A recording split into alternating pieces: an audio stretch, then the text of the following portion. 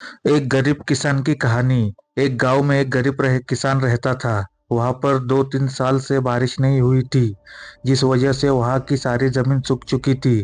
किसान बहुत दुखी था क्योंकि वो अपने जमीन के ऊपर कोई फसल नहीं उगा पा रहा था। सर्दी का मौसम था। आज किसान पेड़ के नीचे आराम कर रहा था। तभी उसे वहां एक सांप नजर आया। वह सांप अपना फन फैलाए हुए बैठा हुआ था। किसान के मन में एक बात आई। ये सांप काफी सालों से यही रहता है। इसे भी इस अकाल के समय में मेरी तरह खाना ढूंढने में परेशानी होगी। फिर गरीब किसान ने मन ही मन यह तय किया कि वो हर रोज सांप को एक कटोरी दूध पिलाएगा। अगले ही दिन किसान एक कटोरी में दूध ले आया और सांप के बिल के पास रखकर कहने लगा, हे नागराज, आपको मेरा प्रणाम। मैंने कभी नहीं दिया कि आप भी यही रहते हैं। सूखे की वजह से मैं तो परेशान हूँ और मुझे लगता है आपको भी परेशानी हो रही होगी। इसलिए अब से मैं रोज आपको एक कटोरी दूध पिलाया करूँगा। ये बोलकर किसान ने वो कटोरी वही छोड़ दी और वहां से चला। अगले दिन सुबह जब वो कटोरी लेने वापस आया तो उसने देखा कि कटोरी में कुछ चमक रहा है। किसान ने कटोरी को उठाकर देखा तो उसके अंदर एक सोने का सिक्का था। फिर किसान हर रोज सांप को एक कटोरी दूध पिलाता और अगले दिन सुबह हर रोज एक उसे सोने का सिक्का मिलता। एक दिन किसान को किसी काम से शहर जाना था और उसने अपने बेटे को ये जिम्मेदारी सौंपी। उसने अपने बेटे को कहा, बेटा ध्यान से एक कटोरी दूध सांप के बिल के पास रख देना।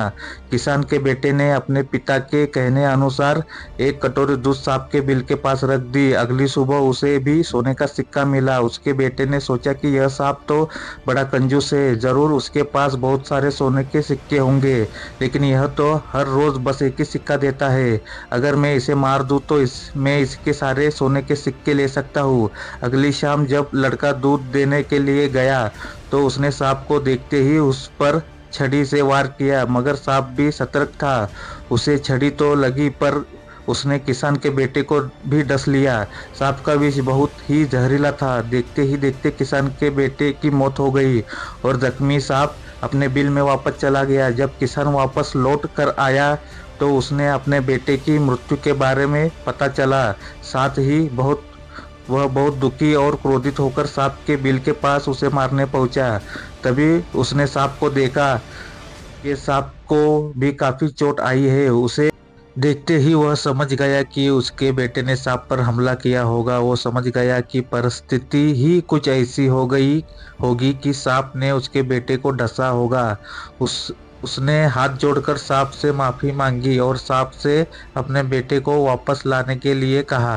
थोड़ी देर बाद सांप अपने बिल में जाकर बाहर आया और उसने किसान को एक जड़ी बूटी दी। गरीब किसान जड़ी बूटी लेकर अपने मरे हुए बेटे के पास गया। उसने उसके नाक के पास वो जड़ी बूटी रखी। थोड़ी देर बाद उसका बेटा खांसता हुआ खड़ा हुआ। जिंदा होने के बाद किसान के बेटे को उसकी गलती का एहसास हुआ। वो अपने पिता के साथ सांप के बिल के पास गया और उससे हाथ जोड़कर माफी मांगी और बोला, हे नागराज, मुझे क्षमा कर दो। उसने भी खुश होकर अपना सिर हिलाया और वापस अपने बिल में चला गया। इस कहानी से हमें दो सीख मिलती है।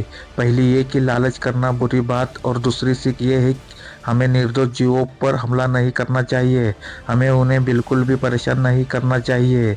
हमें उम्मीद है आपको यह कहानी ज़रूर पसंद आई होगी। ऐसे ही कहानी सुनने के लिए जुड़े रहिए हमसे। हम जल्द ही मिलते हैं एक और नई कहानी के साथ। तब तक के लिए धन्यवाद।